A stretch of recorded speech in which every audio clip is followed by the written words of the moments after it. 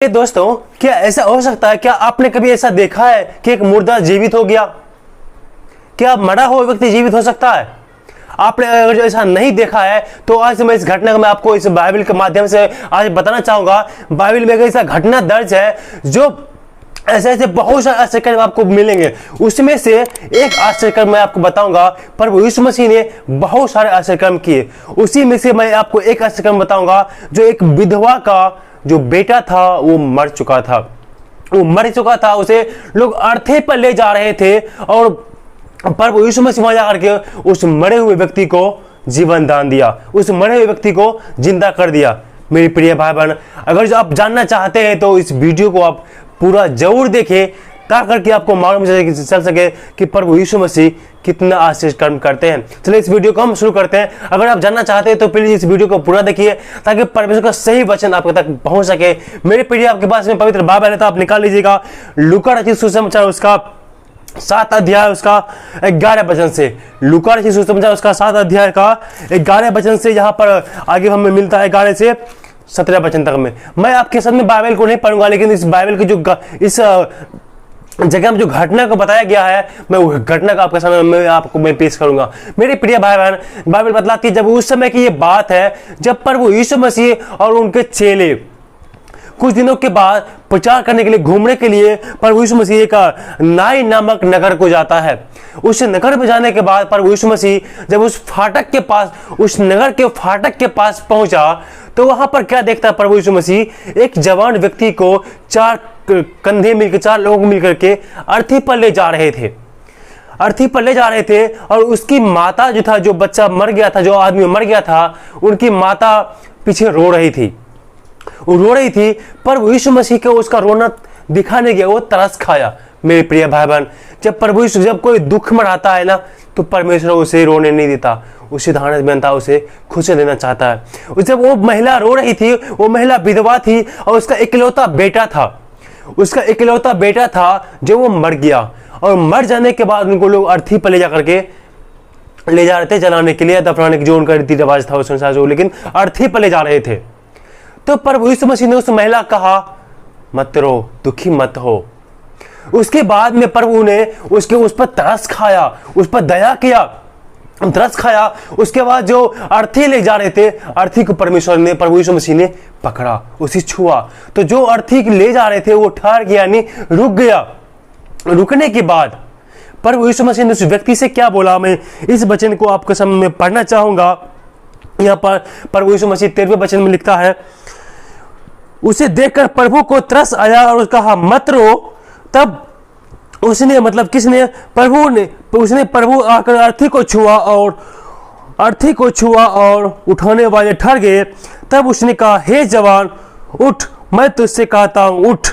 तब मुर्दा उठ बैठा और बोलने लगा। उसने उसकी मां को सौंप दी। मेरे प्रिय भाई बहन, यहां पर देखते हैं प्रभु यीशु मसीह ने एक मुर्दे को जिंदा कर दिया।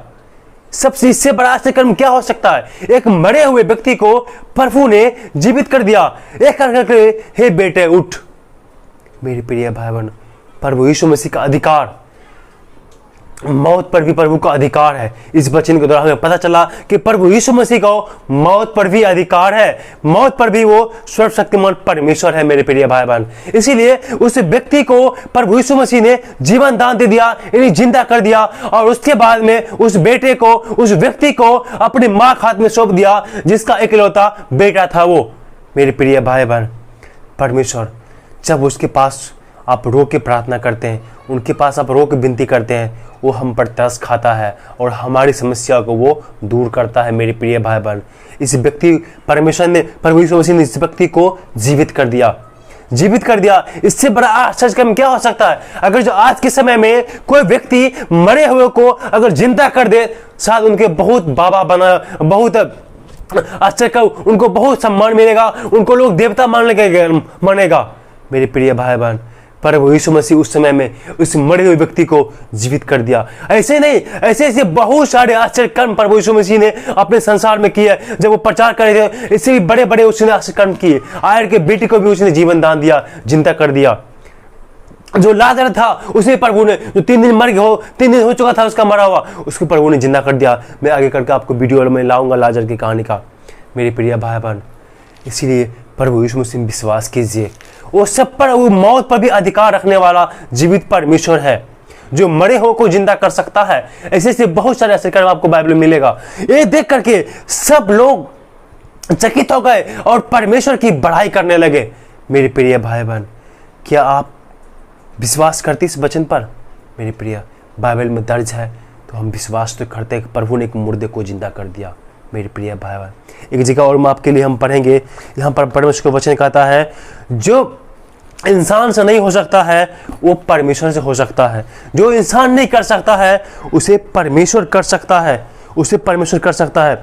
इसीलिए मेरे प्रिय भाई बहनों, यहाँ पर लिखा हुआ है, उसने कहा जो मनुष्य से नहीं हो सकता है वह परमेश्वर से हो सकता है। मेरे यहाँ लूका किताब उसका 18 अध्याय का 27 में लिखा हुआ है, जो इंसान नहीं कर सकता है वो हमारा परमेश्वर कर सकता है, वो प्रभु यीशु मसीह कर सकता है। मेरे प्रिय भाई बहनों, अगर जो आप आज दिक्कत में है, आज आप परेशानी में है, आप प्रभु के पास में जाइए, आप प्रभु से विनती कीजिए, रो रो के विनती कीजिए। परमेश्वर आपकी समस्याओं को जरूर हल करेगा, उसे वो जरूर ठीक करेगा।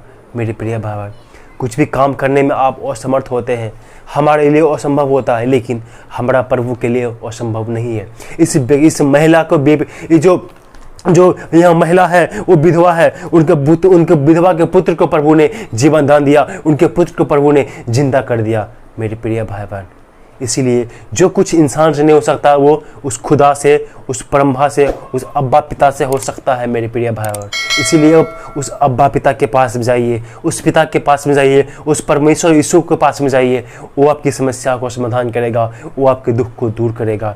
उससे गिरा कर प्रार्थना कीजिए, प्रभु आपके दुख को जरूर दूर करेगा। मेरे प्रिय भाई बहन, आज मैंने इस वचन के द्वारा आपको बताया एक विधवा के पुत्र को प्रभु ने किस प्रकार से जीवन दान दिया।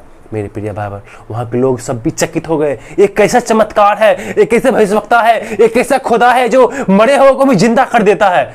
मेरे प्रिय भाई बहन, वो है हमारा खुदा प्रभु यीशु मसीह, वो है हमारा अब्बा पिता प्रभु यीशु मसीह, जो मरे हुए को भी जिंदा कर देता है, जिसको मौत पर भी अधिकार है। स्वयं प्रभु यीशु मसीह जब उसको मारा गया तो तीसरे दिन में वो जीवित हो उठा। उस सब पर अधिकार परमेश्वर ने प्रभु यीशु मसीह के हाथ में दे दिया है। मेरे प्रिय, इस वचन के द्वारा परमेश्वर आप सबको आशीष दे।